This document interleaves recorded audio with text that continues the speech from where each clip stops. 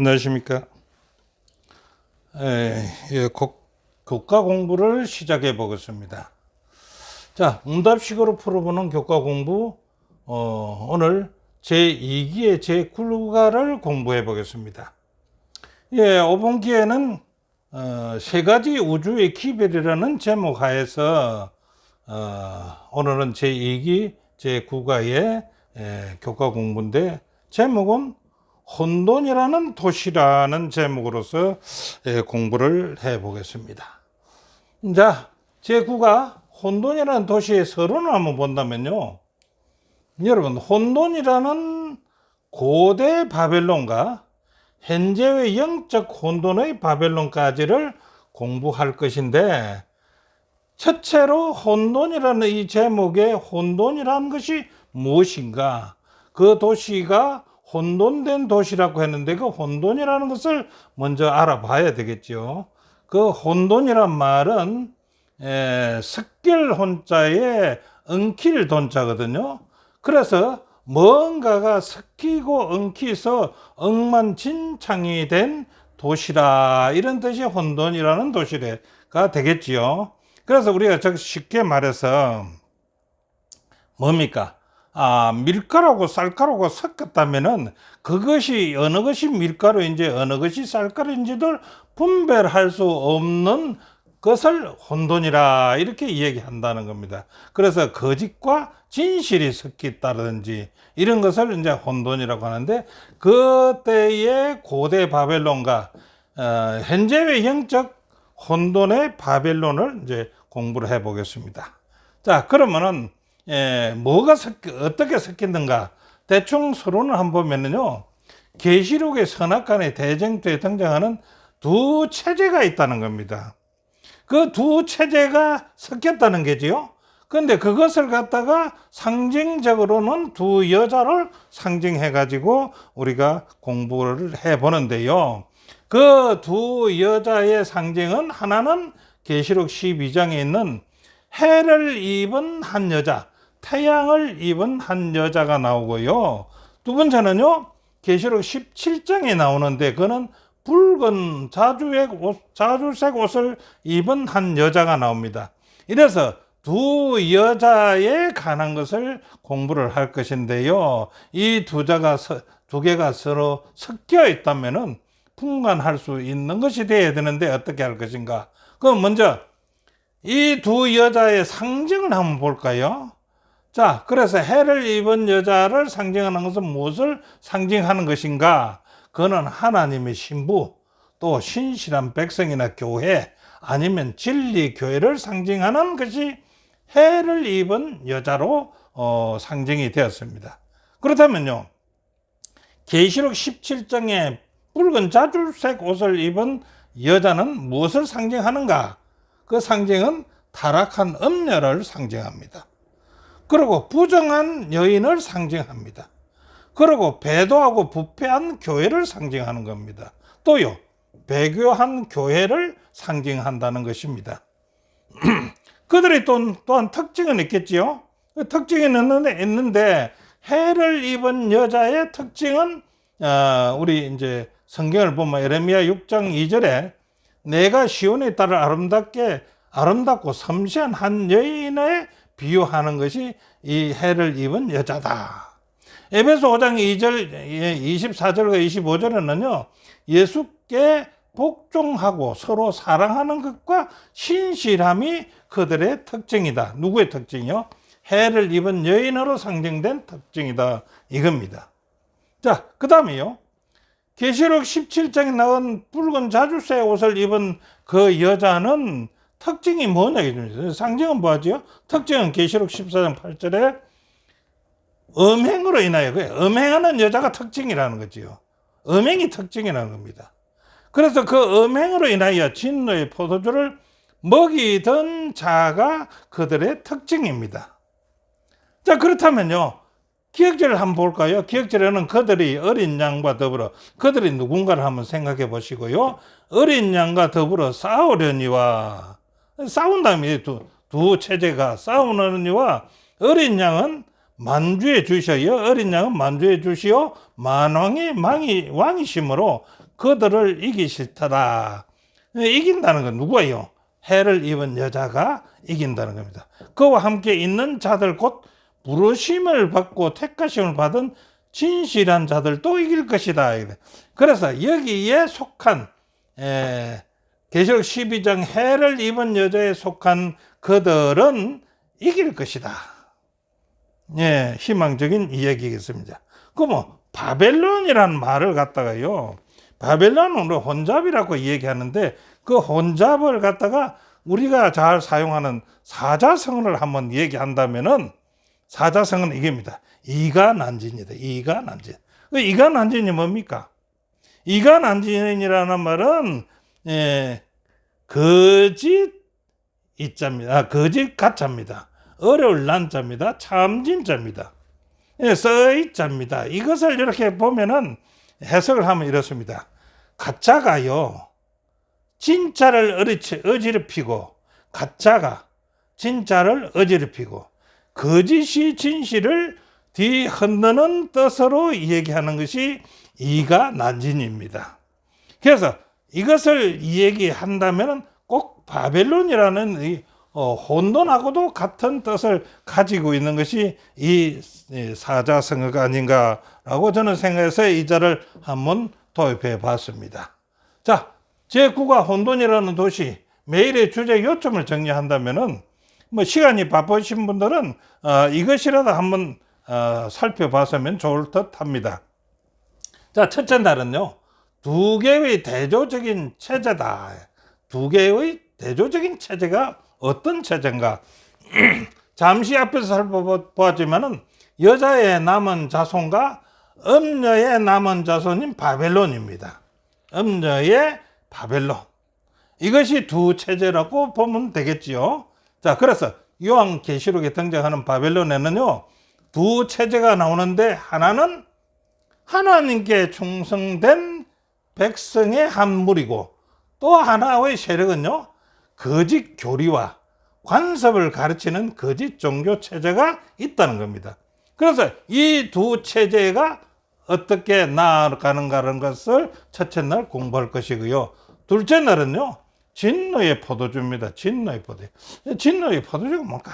이 진노의 포도주란 말은요, 인간 지도자의 거짓된 가르침이 하나님의 순수한 복음을 대신하여서 전 세계에 거짓된 영향을 미칠 때에 그것은 바로 바벨론의 진노의 포도주가 된다라는 것이 둘째 날에 배울 공부고요. 셋째 날에 배울 공부는요, 비밀이라. 무슨 비밀이 있네요. 그 비밀인데 큰 바벨론에서 이 비밀을 찾을 수가 있다. 이겁니다. 자, 그래서 내용을 보면 요한계시록의 바벨론은요, 하나님의 말씀을 의지하지 않고 하나님의 말씀을 의지한 적은 누가요? 바벨론이란 그 자체가요, 인간의 가르침과 전통으로 하나님을 대적하는 인본주의적인 신앙체제를 우리는 바벨론이라고 한다. 이렇게. 그래서 그 바벨론의 비밀은 내용을 가서 살펴보겠습니다. 자, 넷째 날은요, 헌신으로 부르심입니다. 자, 헌신으로 부르시는데 어떤 헌신으로 부르느냐에 따라서 어디로 갈 것인가라고 선정은 개인이 해야 되겠지요. 자, 두 여인의 상징으로 요약되는 요한계시록은 진리와 오류의 싸움입니다. 예, 진리와 오류의 싸움입니다. 그런데 패배가 눈앞에 있는 것 같은 때가 있거든요. 어느가요? 진리가요. 진리가 오류에 지는데 패배가 보이는 때가 있다 이겁니다. 그러나 그 진리의 편에 굳게 서도록 우리를 부른다. 결국은 승리한다는 얘기가 되겠죠. 자, 다섯째 날은요, 우상숭배의 중심. 우상숭배의 중심이 어디일까요? 예, 여기서는 바벨론은요, 우상숭배의 중심이다. 바벨론이 우상숭배의 중심이다 이겁니다.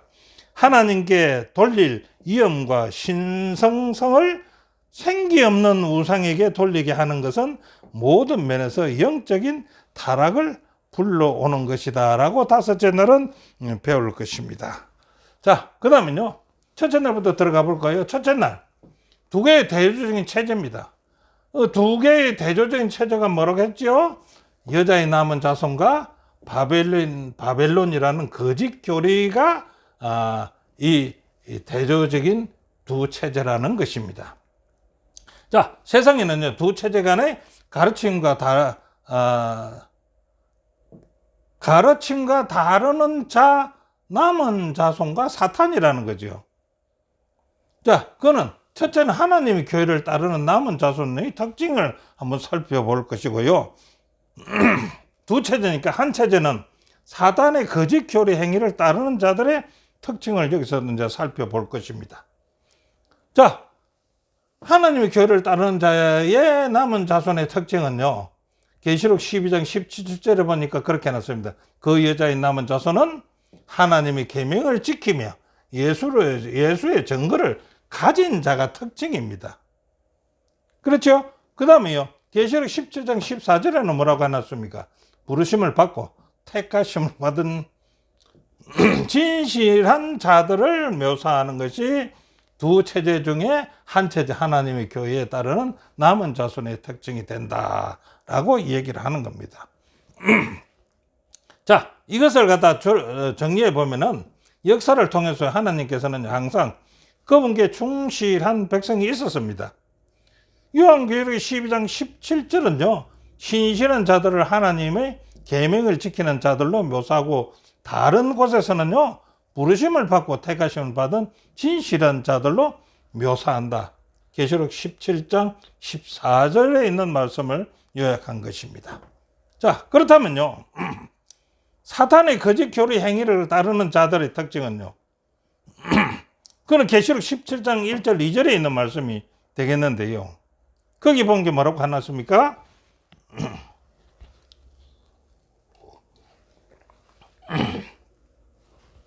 많은 물리에 앉은 큰 음녀가 땅의 임금들도 그로 더불어 음행하였고 땅에 거하는 자들도 그 음행의 포도주를 취하였더라. 예, 그들의 특징은 많은 물리에 앉았습니다. 많은 물리에 앉은 음녀가, 많은 물은 이제 여기서 이제 배워야 되겠지요. 땅의 임금들도 그로 더불어서 음행하고 같은 자가 되더라 이거죠. 그러고 보니까 그들은 그 음행으로 말미암아서 포도주에 취하였더라 이러면서. 자, 계시록 14장 8절은요, 그렇게 된 것을 말하기를 무너졌도다 큰 성 바벨론이여 모든 나라를 그 음행으로 인하여 진노의 포도주를 먹이던 자로다 했습니다. 그래서 많은 물리에 앉은 큰 음녀가 땅의 임금들이나 누구든지 그 음행으로 인하여 포도주에 취하게 했던 그 자들이 무너졌다는 겁니다. 이게 큰 성 바벨론이라는 겁니다. 그럼 그 음행이 무엇이냐? 그 음행이. 그 음행이란 무너지게, 큰 성 바벨론이 무너지게 했던 그 음행이란 무엇인가? 그 음행이란요, 거짓 가르침과 거짓 교리 및 관습을 상징한다라고 했습니다.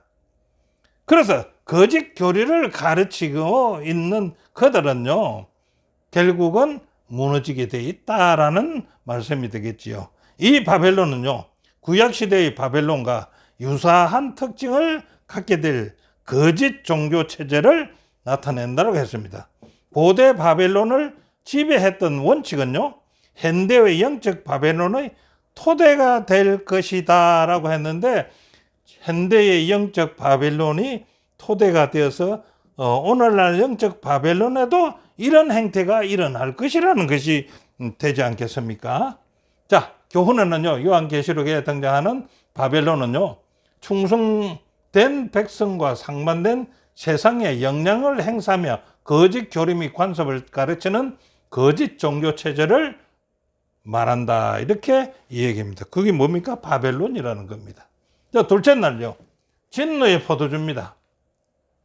자, 거짓된 가르침의 영향력은 얼마나 광범위하며 그 결과는 어떻게 되는가 한번 볼까요? 자, 계시록 17장 1절 2절 15절에 있는 말씀을 한번 살펴보겠는데요. 자, 천사 중 하나가 와서 내게 말하여 가로되 이리 오라. 많은 물리에 앉은 큰 음녀의 받을 심판을 내게 보이리라. 여기 많은 물이라는 것이 있습니다. 많은 물. 많은 물리에 앉은 큰 음녀. 그 많은 물은 무엇을 상징하는 것일까요? 예, 많은 물이라는 것은요, 계시록 17장 15절에 나와 있는데요. 또 천사가 내게 말하되 네가 본 바 음녀가 앉아있는 물은 백성과 무리와 열국과 방언들이라 이렇게 씁니다. 그게 많은 물이라는 겁니다. 예, 물은 백성과 무리와 열국과 방언이라면은 무슨 생각이 됩니까? 범세계적인 그 범위를 얘기하는 거 아니겠습니까? 예, 범세계적인 범위를 얘기합니다. 자, 그 다음에요. 두 번째는 계시록 17장 1절 2절에 해설을 갖다가 그 해설을 계시록 18장 1절부터 4절을 요약해가지고 여기 써놔 봤는데요. 이걸 요약하면은 이렇게 네 가지로 나눌 수가 있습니다. 첫째는 그 심판의 경고, 그 심판의 범위, 그 심판의 이유, 그 심판의 대처는 어떻게 할 것인가 라는 것입니다. 자, 그래서 그 심판의 경고는 무너졌도다 큰 성 바벨론이여. 바벨론, 하나님을 대적하는 도시로서 비유적으로 말하는 것이 바벨론이죠. 무너졌다라는 것은 뭡니까? 무너졌다는 것은 핍토라고 해야 돼요. 핍토. 히브리어로 핍토. 핍토란 말은 우리말로 하면 멸망이라는 뜻이라는 겁니다. 멸망이라는 것입니다. 자, 그것이 이제 심판의 경고입니다. 두 번째는요, 진노의 포도주를 먹는 심판의 경고. 두 번째는 심판의 범위입니다. 그 심판은 어떤 범위에서 일어날 것인가? 여기는 큰 성 바벨론이랬지요. 작은 성이 아니고 큰 성 바벨론입니다. 자, 그리고 귀신의 처소와 각종 더러운 영에 모이는 곳과 각종 더럽고 가증한 새의 모이는 곳. 여기 각종 더러운 영이 모이는 곳이라면은 전부 다 바벨론에 속하게 돼 있다 이겁니다. 예, 더럽고 가증한 새의 모이는 곳도 바벨론이라는 것입니다. 근데 거기에 이제 심판이 경고가 주어졌지요. 근데 그 심판의 이유는 무엇입니까? 그 심판을 받는 이유는 그 음행의 진노의 포도주를 인하여 만국이 무너졌다며 또 땅의 왕들이 그로 더불어 음행하였기 때문에 심판을 받는 것은 음행 때문이라는 겁니다. 음행. 그러면 이제 음행이 뭐인지를 또 알아봐야죠. 음행이 무엇인지. 그 심판의 이유이기 때문에 음행이 뭐냐? 음행은요, 부도덕을 가리키며 하나님에 대한 불성실의 상징이 음행이라는 겁니다. 진리로 인하여 진리인 하나님의 말씀에서 떠나서 혼잡한 사탄의 교리를 따르는 것이며 세상의 조류에 편성하여서 교회와 세상, 교회와 정부 간의 부정한 관계도 음행이라고 한다라고 했습니다. 그래서 정부와 교회가 연합하게 되면 그것도 음녀입니다. 음행입니다. 예, 부정한 관계는 전부 다 음행입니다. 교회가 세상과 섞여도 음행입니다. 예. 자, 그러면요, 심판은 대체 이러한 심판이 음행으로 인하여 심판이 주어졌는데 그 주어지는 심판 때 그 심판에 대한 그 속에 있다면 어떠한 대처를 해야 되느냐 이겁니다. 그 바벨론이라는 것을 그곳에 같이 있다면 어떻게 해야 되는가? 심판의 대처 방법입니다. 또 내가 들으니 하늘로서 다른 음성이 나서 가로되 내 백성아 거기서 나오라. 바벨론에서 나오라. 그 음행하는 가운데서 나오라는 이겁니다. 그의 죄에 참여하지 말고 그의 받을 재앙을 받지 말아라라고 이야기합니다. 자, 계시록 14장 8절에는요. 그 음행으로 인하여 진노의 포도주로 먹이던 자로다 하더라. 그 진노는 뭡니까? 진노는요. 존엄한 존재가 크게 노함을 뜻한다. 그래서 노해서 그 이유로 포도주를 마시게 한다. 그럼 그 포도주라는 것은요. 포도주는 잘못된 거짓 교류를 뜻하며 하나님의 진노를 야기시키는 그 원인이 포도주라는 겁니다. 그럼 거기서 포도주를 먹이던 자로라 했으니까 먹인다는 뜻은 뭡니까? 먹인다는 뜻은. 잘못된 거짓 교리를 가르치는 자들에게 이 얘기하는 것이 먹인다. 그게 잘못된 거짓 교리를 가르치는 거예요. 이것이 먹인다는 건데 그거 가르치지 말아야 되는 거예요. 거짓 교리를. 예. 자, 교훈은요. 저자는 이렇게 말합니다. 인간 지도자의 거짓된 가르침이 하나님의 순수한 복음을 대신하여 전 세계에 거짓된 영향을 미칠 때 그것은 바벨론은 진노의 포도주가 된다라고 저자는 말씀해 주십니다. 자, 셋째 날은요. 비밀이라. 무슨 비밀? 큰 바벨론 속에 있는 비밀이라는 것입니다.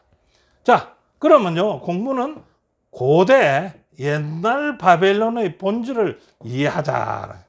옛날 바벨론을 알아야 지금 바벨론도 알 수가 있죠. 그래서 고대 바벨론과 현대 영적 바벨론을 비교해 보는 것인데 고대 바벨론부터 먼저 알아볼까요? 자, 고대 바벨론의 첫째는요. 그거는 창세기 11장에 나오는 것인데 인간의 자기 만족을 느끼기 위한 것이 고대 바벨론입니다. 그래서 그 창세기 11장 4절로 보면 우리 이름을 레고라고 했잖아요. 그 바벨탑을 쌀 때 우리 이름을 레고 이렇게 이야기합니다. 그것은 뭡니까? 자기 만족입니다. 자기 만족을 위해서 바벨탑을 싼다는 겁니다. 첫째가 그 계시록 또 17장 4절에 보면요. 그 뭡니까? 영적 현대 그 바벨론은 어떻게 할 것인가? 그 여자는요. 자줏빛과 붉은빛 옷을 입고 현대 영적 바벨론을 얘기합니다. 붉은빛 옷을 입고 금과 보석과 진주로 꾸미고 손에 금잔을 가졌는데 가져간 물건과 그 음행의 더러운 것이 가득하다. 이게 현대 영적 바벨론의 상태를 얘기하는 겁니다. 두 번째는요. 고대 바벨론은 자기 보존 사항입니다.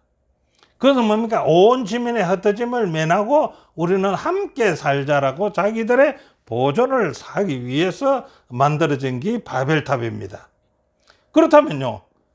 영적 현대 바벨론은 무엇일까요? 예, 계시록 17장 5절에 그 이마에 이름이 기록되었으니 비밀이라. 큰 바벨론이 땅의 음료들과 가정한 것들의 의미가 되더라. 이렇게 얘기합니다. 예, 그래서 현대의 영적 바벨론은 그 이마에 이름이 기록되었고 비밀이라 큰 바벨론이라 땅의 음녀들과 가정한 것들의 의미가 되더라. 이렇게 이야기합니다. 예, 현대 바벨론은요. 그 다음에 고대 바벨론의 바벨탑은요. 하나님의 말씀의 정면으로 대항했기 때문에 세웠지 않습니까? 그 바벨탑 건축자들은요. 자신들의 영광을 위해서 이 기념탑을 세웠다는 겁니다. 그러다 보니까요. 세 번째는 어떻게 할까요? 하나님께 도전했던 겁니다. 하나님께. 우리가 잘 알지요. 하나님께 도전한 것은 또 말하되 자 성과 대를 쌓아서 그 꼭대기를 하늘에 닿게 하여서 우리 이름을 내자 이렇게 했지 않습니까?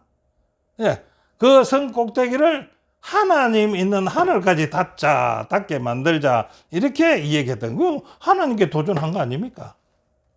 근데 현대 영적 바벨론은 어떻게 할까요? 성과 대를 쌓아서 꼭대기를 하늘에 닿게 해서 하나님과 같이 되고자 하나님과 동등되게 하고자 했던 그 교만이 지금 현대 영적 바벨론에 나타난다 이겁니다. 어떻게 나타납니까? 여기 보면요. 교황 레오 13세라는 겁니다. 이게 1894년도에 있었던 일입니다. 그 1894년도 6월 20일 날 회의를 하면서 그 해칙을 만들었는데 그 해칙에 뭐라고 썼느냐? 우리 교황들은 이 땅에서 전능하신 하나님의 자리를 차지한다. 네, 하나님과 같이 된다 이 말 아닙니까? 그런데 이 해칙을 갖다가 페라리스라는 교회 사전에는 이렇게 기록했다는 겁니다. 교황은요. 위험이 너무도 크고 높기 때문에 단순한 사람이 아니다. 누구냐? 하나님이며 하나님이 대리자이다. 이거는 그 고대 바벨탑을 갖다가 하늘의 꼭대기에 닿게끔 그 대꼭대기를 하늘에 닿게끔 했던 거하고 뭐가 다릅니까? 그보다 심하면 심했지 덜하지는 않지 않습니까? 예. 요한계시록은요, 두 가지 종교 체제를 어떻게 설명하는가 볼까요? 예수님에 대한 전적인 신뢰와 그분의 말씀에 대한 의존을 나타낸다라고 했습니다. 첫 번째가요. 이것은 구원을 위한 그리스도의 은혜, 희생, 속죄에 전적으로 의존하는 그리스도 중심의 믿음을 얘기해야 된다 이겁니다. 두 가지 종교 체제 중에서 그리스도 예수를 섬기는 자들은 이렇게 해야 된다. 그 다음에요. 바벨론 체제는 인간 종교 지도자에 대한 신뢰와 의존성을 나타내는 것이다 이거지. 그래서 인간 지도자를 섬긴다 이거지. 인간 지도자를. 예. 위에서는 예수님에 대한 전적인 신뢰고요. 자, 여기에서는요. 여기에 비밀이 있다는 겁니다. 여기에 비밀이 있다. 바벨론이라는 체제는요. 인간 종교 지도자들을 섬기는 거기에 비밀이 있다는 겁니다. 그 비밀이 뭔가? 바벨론은요. 용과 바다 짐승과 땅의 짐승으로 구성된 마지막 때의 세계적 종교 동맹체로서 비밀스러운 이름을 가지고 있다라고 했습니다. 이들의 연합은요, 비밀스럽게 진행되기 때문에 일반적으로는 세상에 알려지지 않는 그런 상태입니다. 그렇기 때문에 비밀이 되겠지요. 예. 제자는 교훈에서 이렇게 가르칩니다. 요한계시록의 바벨론은요, 하나님 말씀에 의지하지 않고 인간의 가르침과 전통으로 하나님을 대적하는 인본주의적 신앙체제를 바벨론이라고 말한다. 이렇게 얘기합니다. 자, 넷째 날은요, 헌신으로 부르심입니다. 헌신으로. 네. 성과 악의 대쟁투에 등장하는 두 여인의 상징에서요, 선의 상징인 태양을 입은 여인은요, 진리와 오류 사이에서 우리를 어디로 부르나 진리에 헌신하라고 부른다는 겁니다. 그런데 이 부르는 것까지는 좋은데 가만히 보니까 그러나 하나님의 백성이 패하는 것처럼 보이거든요. 예, 이 진리의 부름을 받고 나가는데 가만히 보니까 우리가 패하는 것이 보여요. 예, 이때 하나님께서는 우리를 패하게 그냥 둘까요? 어떤 약속을 할까라는 것을 이제 살펴볼 것인데 그게 마태복음 16장 18절입니다. 또 내가 네게 이르노니 너는 베드로라. 내가 이 반석 위에 내 교회를 세우리니 음부의 권세가 이기지 못하리라. 예, 진리인 교회의 부름을 받고 나갈 때 패배될 것 같이 생각했지만은 음부의 권세가 그것을 이기지 못하리라고 얘기합니다. 그래서 우리는 이길 것이다. 그 다음 계시록 17장 14절에는요. 너희가 어린 양으로 더불어 싸우려니와 어린 양은 누굽니까? 만주의 주시요 만왕의 왕이시므로 저희를 분명히 이기실 것입니다. 또 그와 함께 있는 우리가 부름을 받은 자들, 빼내심을 얻은 자, 이런 자들은 진실한 자들은요, 바벨하고 싸워서 이길 것이다 라고 얘기합니다. 자, 헌신의 요청에 참여한 자가 이길 수밖에 없는 이유가 있어요. 이긴다고 하는데 그 말만 이긴다는 것이 아니라 이길 수 있는 조건들이 다 있다 이깁니다. 그 조건을 한번 찾아볼까요? 첫째, 그리스도는요, 그분의 교회가 세워진 견고한 기초이기 때문에 이길 수 있다. 그리스도의 교회이기 때문에 이길 수 있다. 두 번째는 그리스도의 교회는 그분의 말씀의 가르침에 기초하기 때문에 이길 것이다 이겁니다. 그 다음에요, 세 번째는 그리스도의 교회는요, 그분의 성령의 인도하심을 받기 때문에 이길 수가 있다라고 얘기합니다. 자, 부르심에 응한 자는요, 결국은 승리할 것이 보장되어 있다는 것을 여기서는 말씀해 주고 있습니다. 그런데 반대로요, 붉은 옷을 입은 그들, 사탄이죠, 이길 수 없는 이유가 있습니다. 그 이유를 한번 살펴볼까요? 그들은요, 인간이 만든 가르침과 전통에 불을 두고 있기 때문에 이길 수는 절대 없다. 마가복음 7장 9절에 이런 말씀이 있습니다. 너희가 너희 전통을 지키려고 하나님의 계명을 잘 저버리는도다. 하나님의 계명을 저버리고 인간의 만든 것과 그 전통을 갖다가 지키니까 그는 망할 수밖에 없다는 겁니다. 두 번째는요, 인간의 의견이나 전통으로 성경에 계시된 하나님의 뜻을 대신하거나 그보다 더 높여 바벨론의 혼란을 조성하기 때문에 절대적으로 이길 수는 없다. 예, 하나님 백성은 이긴다는 겁니다. 고대 바벨론과 현대 바벨론의 실성을 한번 비교해 볼까요? 네. 자, 첫째는 종교와 국가는 하나였다. 누가요? 고대 바벨론이. 종교와 국가는 하나였다. 그 예가 나오는데 그 예가 다니엘서 3장 1절로 6절에 있는 것입니다. 다니엘서 3장 6절, 1절부터 6절에 있는 게 뭡니까? 느부갓네살 왕이요. 명령을 내립니다. 신상을 만들어서. 누구든지 거기에 절하지 않는 자는 푸른 물에다 던져 죽인다라고 명령을 내렸던 것입니다. 자, 이런 사건을 우리는 다니엘서를 공부하면서 많이 배웠을 겁니다. 그런데 사실 세상 마지막 때에 이 사건을 재현될까요? 이 느부갓네살 왕이 신상을 만들어서 절하지 않으면 누구든 다 죽일 것이다 라고 명령을 내려서 그래 했던 것처럼 세상 마지막 때도 이 사건은 재현이 될 수 있을까? 예, 이렇게 얘기합니다. 지구 역사의 마지막 날에 영적 바벨론이라는 정교 연합 체제가 일어날 것이다. 그 지도자는요, 자신을 하나님이라고 주장할 것이고 그의 말은 바로 하나님의 말씀이라고 주장할 것이고 그의 명령은 하나님의 명령이라고 선포될 것이다. 충분히 위에 있는 다니엘 3장 1절로 6절에 있는 느부갓네살 왕이 했던 거와 똑같은 것을 행사할 수 있다는 겁니다. 예, 그래서 앞에서 봤는 것 같이 거왕대오 13세가 그렇게 했지 않습니까? 자기가 누구라고요? 단순한 사람이 아니다. 하나님이면 하나님이 대리자다. 그래서 내 말 안 들으면 다 죽이겠다 라고 선포하는 거 아니겠습니까? 여기에 대해서 사도 바울도 이렇게 말합니다. 사도 바울은요, 데살로니가서 2장 4절에 그는 대적하는 자라. 신이라고 불리는 모든 것 숭배함을 받는 것에 대항하여서 그 위에 자기를 높이고 하나님의 성전에 앉아서 자기를 뭐라고 합니까? 내가 하나님이라 하고 내세운다는 겁니다. 자, 교훈은요 이렇게 합니다. 두 연의 상징으로 요약되는 요한계시록은요 진리와 오류의 싸움에서 패배가 눈앞에 있는 것 같은 때에도 진리의 편에 굳게 서도록 우리에게 호소합니다. 이길 수 있으니까요. 자, 다섯째 날, 마지막 날입니다.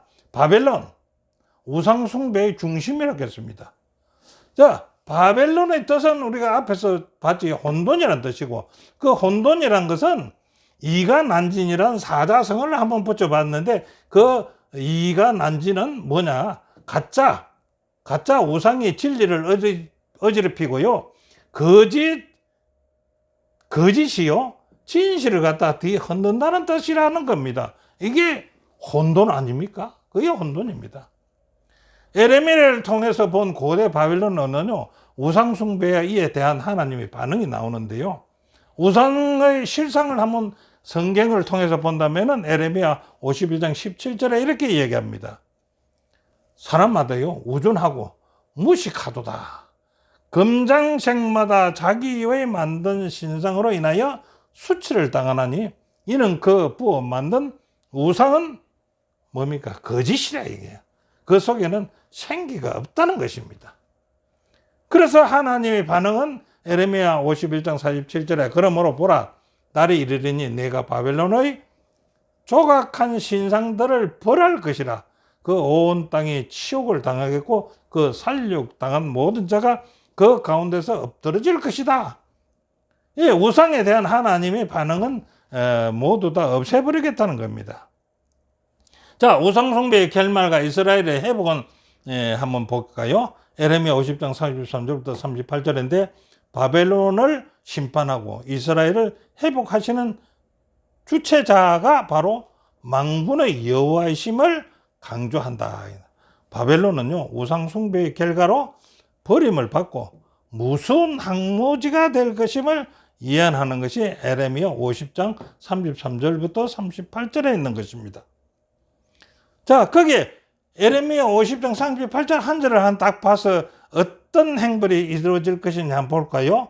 가뭄이 물리의 일이야. 그러니까 물 위에 가뭄이 내려나고 물은 없어진다는 얘기 아닙니까? 예, 그것을 말리리니, 물을 다 말리리니 이는 그 땅이 조각난 신상의 땅이 되고 그들은 무서운 것을 보고 실성하였음이니라. 그래서 가뭄으로 말미암아서 그 땅이 메말라 가지고 사람이 살 수 없는 곳이 되지 않겠느냐라고 얘기하는 것입니다. 자, 고대 바벨론의 우상과 영적 바벨론의 우상 차이점은 무엇입니까? 고대 바벨론의 우상과 영적 바벨론의 우상의 차이점. 고대 바벨론의 우상은 뭡니까? 나무나 돌 등 여러 가지 행상을 새겨서 그 앞에 절하고 하는 것이 우상이죠. 그러면 영적 바벨론은 우상은 뭐일까요? 출애굽기 20편 4절 6절 10편 115편 4절 6절 그게 보니까요. 새긴 우상도 다 포함됩니다. 여기에 고대 바벨론의 우상 다 포함하고요. 그 다음에요. 특별한 게 있는데 우리의 마음에 영원한 것을 사모하는 마음을 제한시키는 모든 생각은 우상이다. 이렇게 얘기했습니다. 그래서 현대 바벨론과 고대 바벨론의 차이점이 있다 이겁니다. 우상을 만드는 건 다 한 가지라요. 그런데 현대 바벨론서는 우리의 마음에 있는 우상도 있다는 겁니다. 예, 그것이 다르다는 겁니다. 자, 교훈은요 이렇게 말합니다. 바벨론은요 우상 숭배의 중심이었습니다. 하나님께 돌릴 위엄과 신성성을 생기 없는 우상에 돌리게 하는 것은 모든 면에서 영적인 타락을 불러왔다라고 얘기합니다. 자, 영적 바벨론이란 각 시대 대쟁투에서는 뭐라고 얘기하는가? 383페이지에 있는 말씀입니다. 바벨론이 무너졌다고 선포하는 요한계시록 14장의 기별은 전에는 숭배를 해서나 옛날에는 그전에는 하나님을 잘 믿고 예수 그리스도를 잘 따르고 계명을 지키고 예수 믿음을 지킨 자들이 그 후에 타락한 종교 단체들에 적용될 수밖에 없다. 그 기별은 심판의 경고 다음에 주어지는 기별이므로 그것은 분명히 말세에 선포되어야 할 것이다. 자, 여기 바벨론은요, 현대 바벨론, 영적 바벨론의 현대 바벨론은 어떤 것이라고요? 전에는 숭배를 하였으나 그 후에 타락한 종교, 그 단체들과 개인이게 되겠지요. 이것이 영적 현대 바벨론이 됩니다.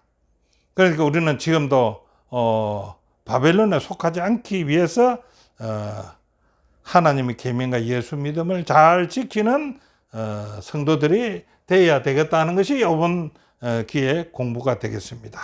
오늘 공부는 여기서 마치겠습니다. 시청해 주셔서 대단히 감사합니다.